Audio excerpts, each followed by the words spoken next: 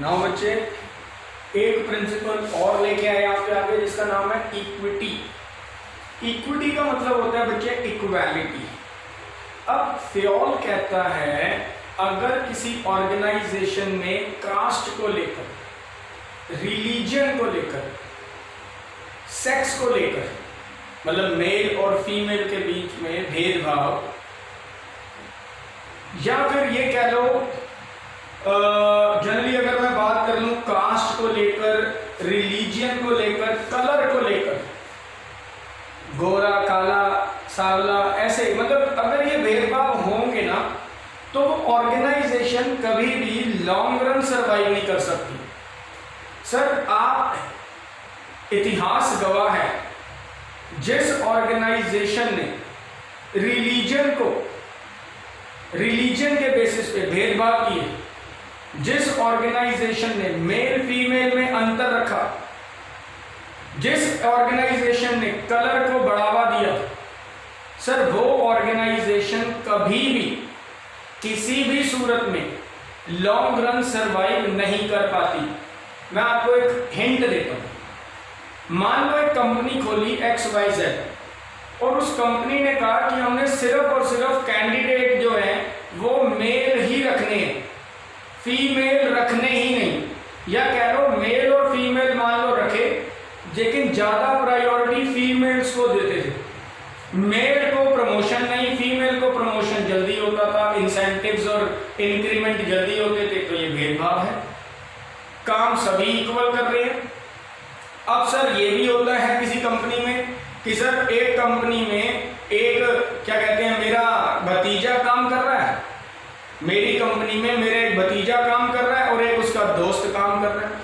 अब मैं भतीजे की सैलरी जो है बढ़ाता रहता हूं लेकिन उसके दोस्त की सैलरी नहीं बढ़ाता। दोनों सेम लेवल पे है, दोनों सेम लेवल पे है। भतीजे की मैं सैलरी बढ़ा देता हूं लेकिन अपने दोस्त के दोस्त की सैलरी नहीं बढ़ाता। या फिर ये भी कह सकते हो कि वो मेरा भतीजा लेट आता है, मैं उसको कोई फाइन या पेनल्टी नहीं लगाता, बट उसका दोस्त लेट आता है मैं फाइन और पेनल्टी लगाता हूं। इसका मतलब ये इक्विटी नहीं है, इसका मतलब इक्वालिटी नहीं है, यहां डिस्क्रिमिनेशन हो रहा है। क्या हो रहा है बच्चे? डिस्क्रिमिनेशन।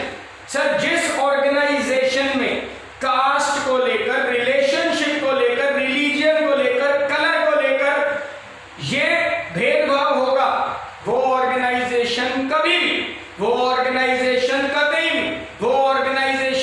भी लॉन्ग रन सर्वाइव नहीं कर पाएगी।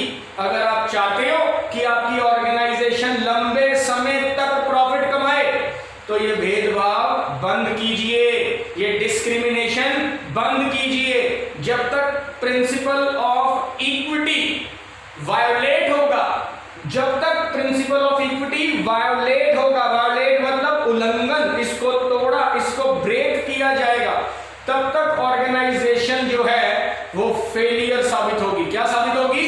फेलियर। क्या साबित होगी? फेलियर। तो इक्विटी कहता है ये there should be fair and equal treatment. कहता है फेयर, सबके साथ एक जैसा इक्वल ट्रीटमेंट होना चाहिए एम्प्लॉइज के साथ, और मैनेजमेंट को कोई भेदभाव नहीं करना चाहिए। मैनेजमेंट को कोई भेदभाव नहीं करना चाहिए on the basis of caste, colour और जेंडर, मेल फीमेल। तो पॉइंट, सबके साथ इक्वल ट्रीटमेंट होना चाहिए। चाहे मेरी कंपनी में मेरा भतीजा हो, मेरा भांजा हो, मेरा भाई हो, या कोई XYZ थर्ड पर्सन हो, सबके साथ रूल्स सेम होने चाहिए, सबकी पनिशमेंट सेम होनी चाहिए, सबको प्रमोशन इक्वली मिलना चाहिए। अगर कोई इक्वल लेवल पे, इक्वल दर्जे पे बढ़िया काम कर रहा है तो दोनों का प्रमोशन होना चाहिए। अपने रिश्तेदारों को सिर्फ प्रमोट करने का मतलब है कि आप भेदभाव करते हो, आप डिस्क्रिमिनेशन करते हो। क्या करते हो? डिस्क्रिमिनेशन। तो जिस कंपनी में मैनेजमेंट डिस्क्रिमिनेशन करती है वो कंपनी कभी भी लॉन्ग रन सर्वाइव नहीं हो सकती। तो प्रिंसिपल ऑफ इक्विटी वीडियो देखते हुए जल्दी बताओ, फॉलो होना चाहिए या नहीं? हाँ या ना? हाँ या ना?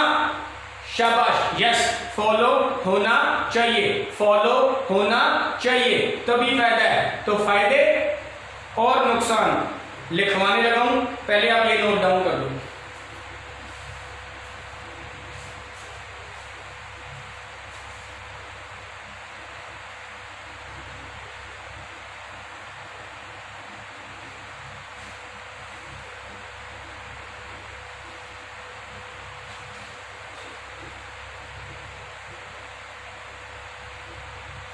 तो पहला एडवांटेज लिखिए जी, अगर हम इस प्रिंसिपल को फॉलो करते हैं, आप एक काम करो, लाइन डाल लो बीच में नीचे, एक तरफ पॉजिटिव और एक तरफ नेगेटिव इफेक्ट लिखो, पॉजिटिव इफेक्ट और नेगेटिव इफेक्ट। पहले पॉजिटिव साइड पे लिखो, मैंने क्या कहा, टी शेप बना दिया, जैसे डिफरेंस बिटवीन बनाते हैं, एक साइड पे पॉजिटिव इफेक्ट और एक साइड पे नेगेटिव इफेक्ट, ऐसे लिखो।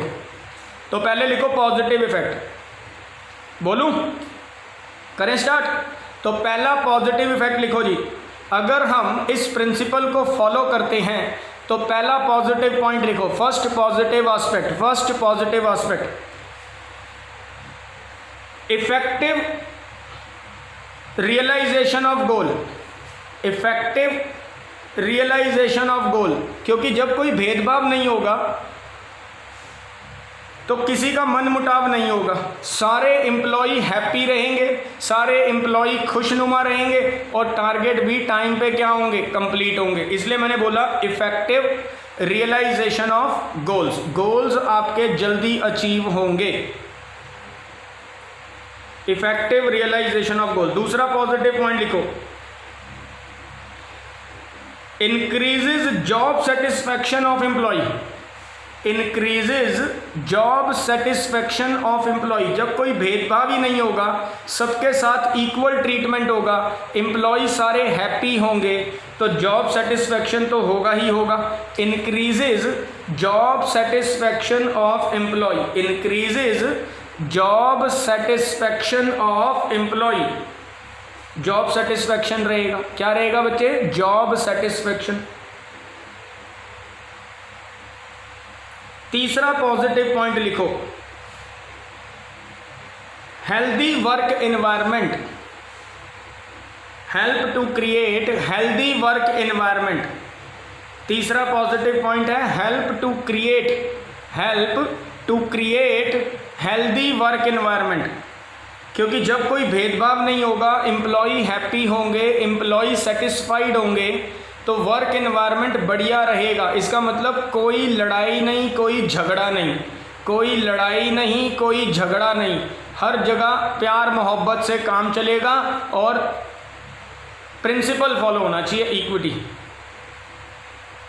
तो 3 पॉजिटिव पॉइंट है, पहला effective realisation of goal, check करो, लिख लिया आपने, इफेक्टिव, चेक करो जल्दी, इफेक्टिव रियलाइजेशन ऑफ गोल्स। दूसरा आपने लिखा increases job satisfaction of employ, job satisfaction of employ. और तीसरा लिखा create healthy work environment, help to create healthy work environment. अब लिखो नेगेटिव साइड पे, नेगेटिव एस्पेक्ट। अब इसके नेगेटिव इफेक्ट क्या होंगे, मान लो अगर मैं ये प्रिंसिपल फॉलो नहीं करता, मान लो मैं फ्यूल को नज़रअंदाज कर देता हूँ, तो इसका नेगेटिव इफेक्ट, पहला पॉइंट, गोल्स में नॉट बी अचीव्ड प्रॉपरली। ये तो सिंपल है, पता ही था, अगर करोगे तो गोल्स अचीव होंगे और अगर इस प्रिंसिपल को इग्नोर कर दोगे तो गोल्स अचीव नहीं होंगे। गोल्स में नॉट अचीव्ड या अकम्प्लिश प्रॉपरली, ठीक है ना, गोल्स में नॉट अचीव्ड, ठीक है। दूसरा नेगेटिव पॉइंट लिखो, इंक्रीजेज लेबर टर्नओवर। सर जहाँ पे फेयर ट्रीटमेंट ना हो, अगर भेदभाव होता हो, तो ऑब्वियस सी बात है लेबर जॉब छोड़ के चले जाएंगे। कब तक आप उनका सब्र का इम्तिहान लोगे? एक दिन ऐसा आएगा कि वो जॉब छोड़ देंगे, वो जॉब छोड़ देंगे। तो इससे लेबर टर्नओवर इंक्रीज हो जाएगी, increases labour turnover, increases labour turnover. और तीसरा नेगेटिव एस्पेक्ट लिखो, तीसरा point, conflict between management and employ, conflict between, लड़ाई झगड़ा शुरू हो जाएगा, conflict between management and employ, conflict between management and employ. तो 3 पॉजिटिव पॉइंट थे और 3 इसके नेगेटिव पॉइंट थे। तो पहले मैं नेगेटिव पॉइंट को दोबारा बता रहा हूँ, नेगेटिव पॉइंट को। पहला पॉइंट था गोल्स में नॉट अकम्प्लिश, में नॉट अचीव्ड, गोल्स अचीव नहीं हो पाएंगे। दूसरा नेगेटिव पॉइंट था increases labour turnover, labour turnover बहुत ज़्यादा बढ़ जाएगी। और तीसरा पॉइंट था conflict between management and workers, worker और मैनेजमेंट के बीच में झगड़े बढ़ जाएंगे और ये सिर्फ और सिर्फ डिस्क्रिमिनेशन से होगा। मतलब अगर मैं इस प्रिंसिपल का उल्लंघन करता हूँ, इसको फॉलो नहीं करता हूँ, तो नेगेटिव एस्पेक्ट हो सकते हैं, और अगर मैं इसको फॉलो करता हूँ तो पॉजिटिव एस्पेक्ट हो सकते हैं। मैंने आपको दोनों लिखवा दिए हैं, तो एक बार ध्यान से वीडियो को दोबारा देख लीजिए और सुन लीजिए और समझ लीजिए, साथ साथ नोट ज़रूर बना लेना, मैं लिखवा रहा हूँ अब से। अब नेक्स्ट प्रिंसिपल एक और नेक्स्ट वीडियो में, ठीक है जी, अगला एक और प्रिंसिपल कर रहे हैं 3rd वीडियो में।